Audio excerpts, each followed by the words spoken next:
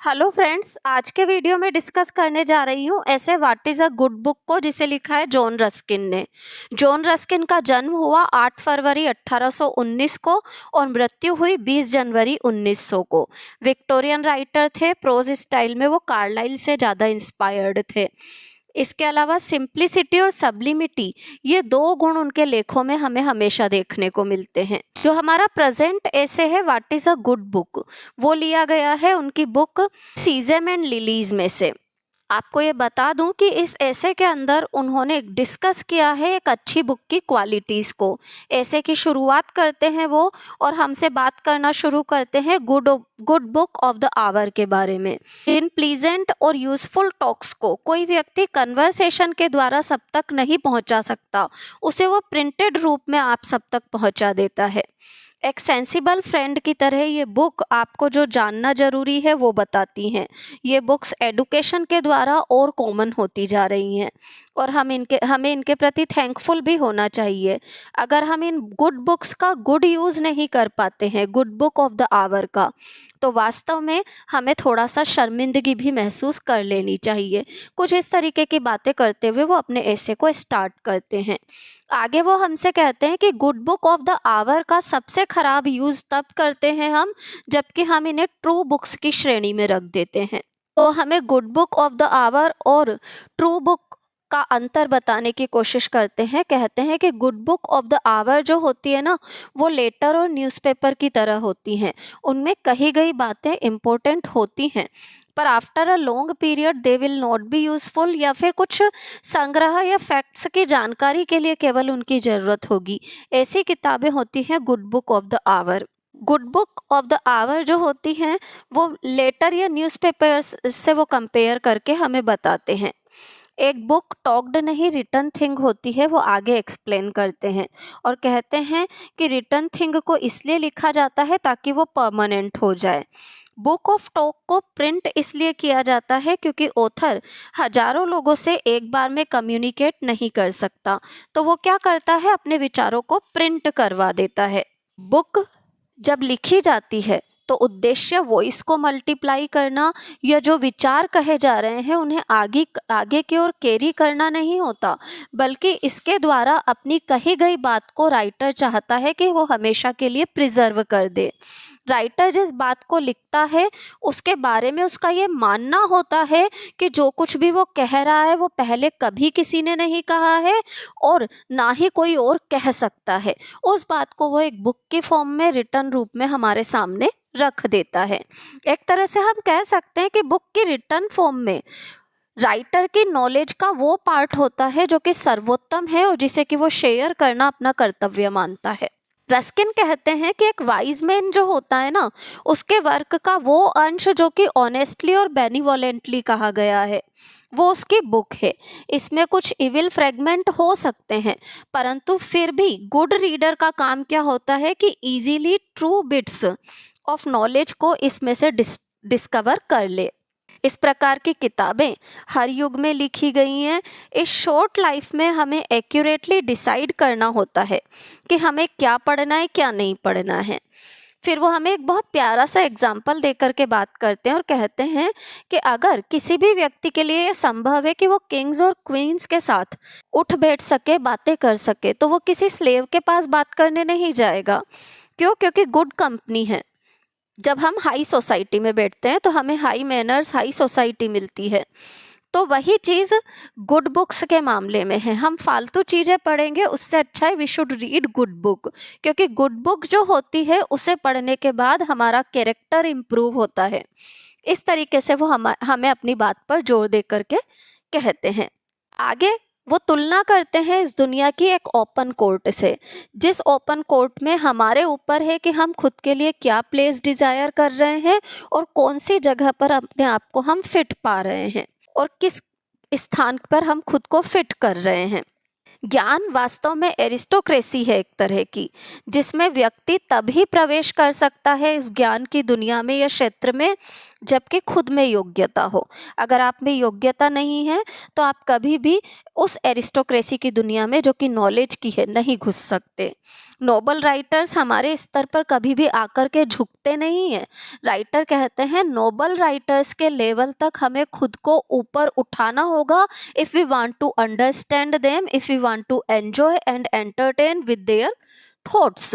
उनके विचारों से अगर हम एंजॉय करना चाहते हैं, एंटरटेन करना चाहते हैं खुद को, तो ये हमारे लिए ज़रूरी है कि हम उनके स्तर तक उठें। और जो डीप बात कहने में उन्होंने बहुत अधिक पेन उठाया है, उस डीप बात को हम उसी गहराई तक समझ भी सकें। ऐसे राइटर्स के बीच पहुंचने के लिए एम्बिशन से काम नहीं चल पाता।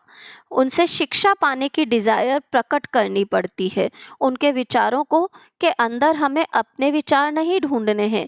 रस्किन हमें समझाने की कोशिश करते हैं, जब हम एक गुड राइटर को पढ़ रहे हैं तो उसके विचारों और हमारे विचारों में कोई समानता नहीं है। He is more wise than us. तो उसके अंदर हमें अपने विचार नहीं ढूंढने हैं, बल्कि हमें क्या करना है, उनके उन विचारों को गहराई से समझना है। क्योंकि अगर हम उससे वाइज होते तो हमें उस राइटर की ज़रूरत ही नहीं होती, उससे हमें कोई फ़ायदा भी नहीं मिल पाता। हम उस राइटर को पढ़ रहे हैं because he was more wise than us. अच्छी किताबें पढ़ने के बाद क्या होता है, हम सोचते हैं अरे वाह हाउ स्ट्रेंज, अरे ऐसा तो हमने कभी सोचा ही नहीं था। पर बिल्कुल ट्रू बात है, ये भी हमारे दिमाग में आ जाता है। जब ऑथर को हम पढ़ते हैं किसी को, तो उसके अर्थ को गहराई तक ढूंढना जरूरी है, ना कि मीनिंग निकालने की कोशिश करें। हमारे लिए ये भी ज़रूरी है कि हम अपनी योग्यता को समझें। अच्छे ऑथर के मीनिंग तक हम कभी भी आसानी से नहीं पहुंच सकते। रस्किन कहते हैं कि अच्छे ऑथर का मीनिंग इतना आसान नहीं होता है।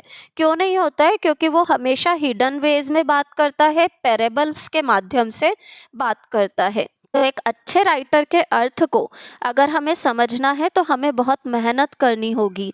उस राइटर का जो अर्थ है वो हमें वो हेल्प के रूप में नहीं देगा, but it will be a reward of our patience to understand him. जो धैर्य हम रखेंगे उसे समझने में, उसके रिवार्ड के तौर पर वो हमें अर्थ देगा, अपने बातों की गहराई देगा। अन्यथा वो हमारी कोई मदद नहीं करेगा उसको समझने के लिए।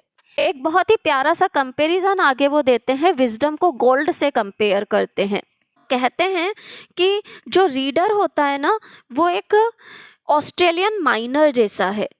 ऑस्ट्रेलियन माइनर क्या करते हैं, जमीन में गहराई तक खोदते हैं और फिर सोना निकालते हैं। तो वो हमसे कहते हैं कि पहले वो प्रकृति का नियम बताते हैं कि धरती के जो ये इलेक्ट्रिक फोर्सेस हैं, उन्होंने क्या किया, सोने को कहीं गहराई में जमीन के अंदर ले जा कर के दफन कर दिया। इलेक्ट्रिक फोर्सेस ने पहाड़ के ऊपरी शिखर पर ले जा कर के स्वर्ण को नहीं रखा। अगर पहाड़ के ऊपर ही ऊपर होता तो कोई भी पहाड़ के ऊपरी शिखर पर पहुंचता, सोना उठाता और ले आता, पर ऐसा हुआ नहीं है। उन्होंने क्या किया, जमीन की गहराई में उस स्वर्ण को दफन कर दिया और फिर जमीन की गहराई में बहुत ज़्यादा डिगिंग और मेहनत के बाद वो सोना निकलता है। और कई बार तो गारंटी भी नहीं होती कि वो सोना निकल जाएगा।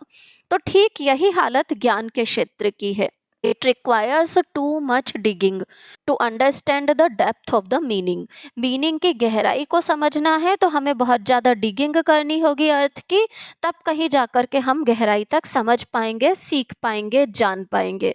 कुछ इस प्रकार से वो बात करते हैं, यानी कि हमें गहराई को जानना होगा, जो जिस गहराई से लेखक बात को करना चाह रहा है। आगे इसी कंपैरिजन को वो और बढ़ाते हैं और कहते हैं कि जो एक माइनर होता है ना, वो बड़े धैर्य के साथ डिगिंग करता है। और डिगिंग में उसके औजार क्या होते हैं, उसके पिकेक्सेस होते हैं, शॉवेल्स होते हैं।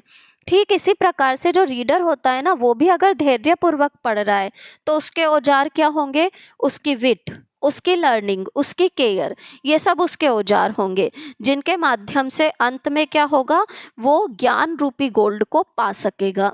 जिस प्रकार से स्वर्ण को पिघला करके निकाला जाता है स्मेल्टिंग फर्नेस के माध्यम से, तो ये स्मेल्टिंग फर्नेस एक रीडर के अंदर क्या होती है, उसकी आत्मा।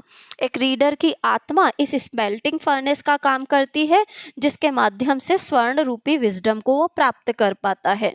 तो धैर्य और इन सब औजारों का प्रयोग करता है एक रीडर राइटर को अच्छे से समझने के लिए। आगे रस्किन बहुत ही ऑथोरिटेटिव अंदाज में हमसे कहते हैं कि शब्दों को इंटेंसली देखने की हैबिट हमें बनानी होगी। सिलेबल टू सिलेबल हमें शब्दों को समझना होगा। इसी आधार पर कोई बुक लिटरेचर बन पाती है और उस बुक को समझने वाला व्यक्ति मैन ऑफ लेटर्स बन जाता है। आगे वो हमें ब्रिटिश म्यूजियम का एग्जाम्पल देते हैं। बहुत किताबें हैं वहाँ पर।